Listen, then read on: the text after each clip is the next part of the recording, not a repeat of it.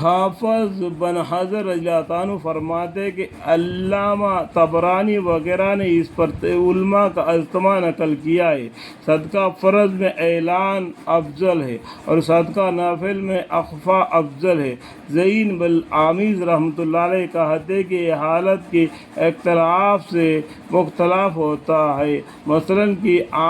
حاکم ظالم ہو اور زکوٰۃ کا مال مخفی ہو تو زکوٰۃ کا اخفا اولا ہوگا، اور اگر کوئی شخص مقتعد ہے اس کے فعل کا لوگ اتباع کریں گے تو صدقہ نفل کا بھی اعلان اولا ہوگا۔ حضرت ابن عباس رضی اللہ عنہ نے آیت شریف مذکورہ بلا تعفیر میں ارشاد فرمایا ہے کہ حق تعالیٰ شانہ نے نفل صدقہ میں آہستہ کا صدقہ کا اعلانیہ کے صدقہ پر 70 درجہ فضیلت دی ہے، اور فرض صدقہ میں اعلانیہ کی مخفی صدقہ پر 25 درجہ فضیلت دی ہے، اور اسی طرح اور سب عبادت کے نوافل اور فرائض کا حال ہے، یعنی دوسری عبادت میں بھی فرائض کا اعلان کے ساتھ ادا کرنا چھپ کر ادا کرنے سے افضل ہے۔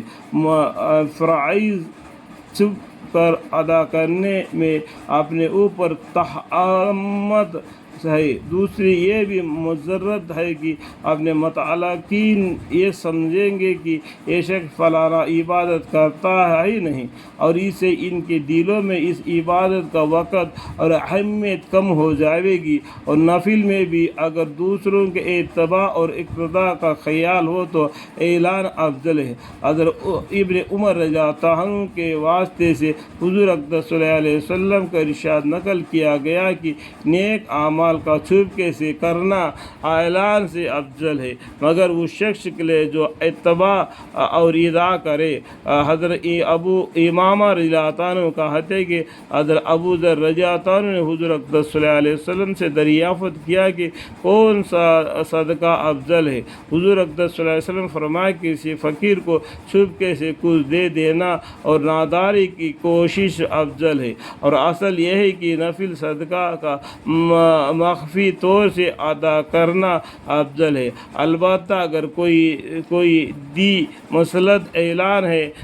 ہو تو اعلان بھی افضل ہو جاتا ہے، لیکن اس بات میں اپنے نفس اور شیطان سے بے فکر نہ رہے کہ وہ صدقہ کا برباد کرنے کے لیے دل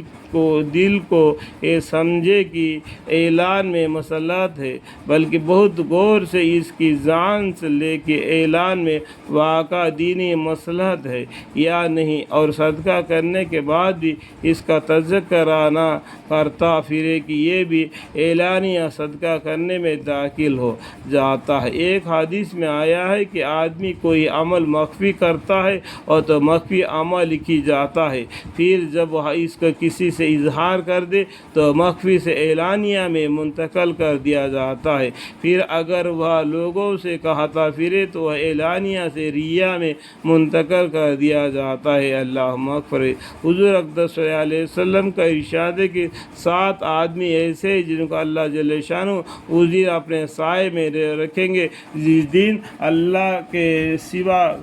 کہیں سایہ نہ ہوگا۔